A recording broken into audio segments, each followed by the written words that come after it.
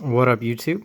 This is Daniel Severson with a fun little homemade science project. This is a DC motor made with a D battery, an armature, the rotating portion, uh, made of a coil of copper wire, and some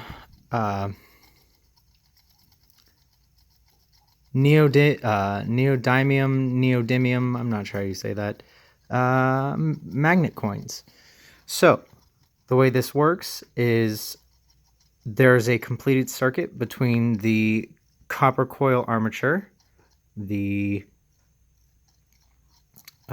paper clips that are holding the armature, and thus, and they, that, the power source being from the battery.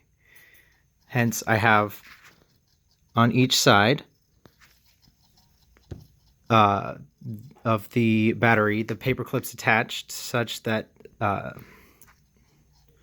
we get a current, a flow of electrons. So when you put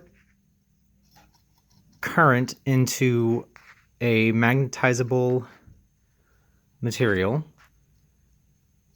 it generates its own, it becomes magnetic. It generates a magnetic field.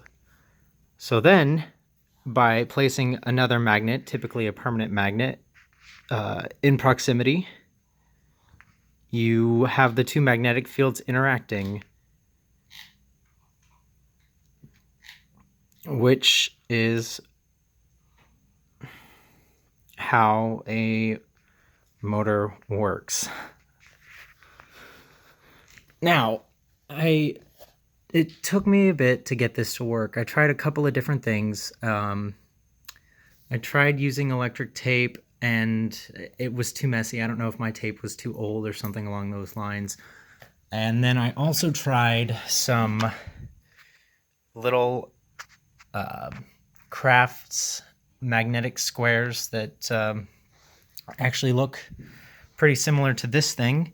They just had adhesive sides on them so that you could stick them on things, and they weren't quite the magnetic field they generated wasn't quite strong enough to get the reaction that I needed in order to get this to spin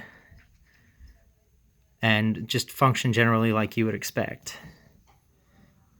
So finally, after doing a little bit of research online, I found that people use rubber bands to hold the thing together instead of the electric tape. And then I found out where I could get some genuinely strong magnets, like these neodymium discs that you see on top of the battery.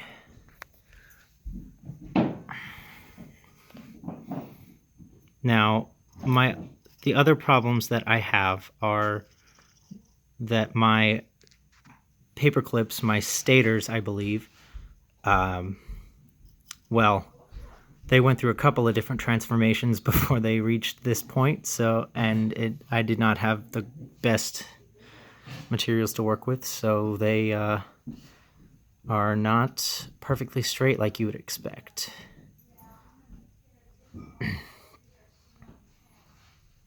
I also had a couple of accidents with my armature, the copper coil that is spinning, where I may have it got disrupted, or not disrupted, disturbed in such a way that I was that I had to haphazardly reshape it, and again, without the proper materials, I was incapable of getting it to look quite perfect. But yeah, so if I can get this to do it, I'm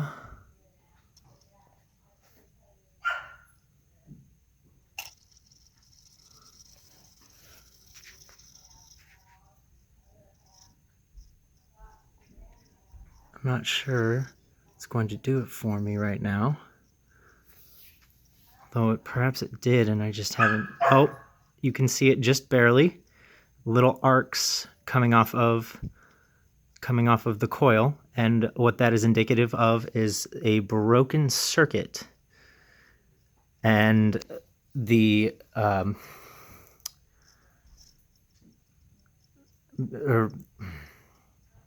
this is due to the fact that it's very much like motion and matter, current both resists starting and stopping, and the arc is the current resisting ceasing.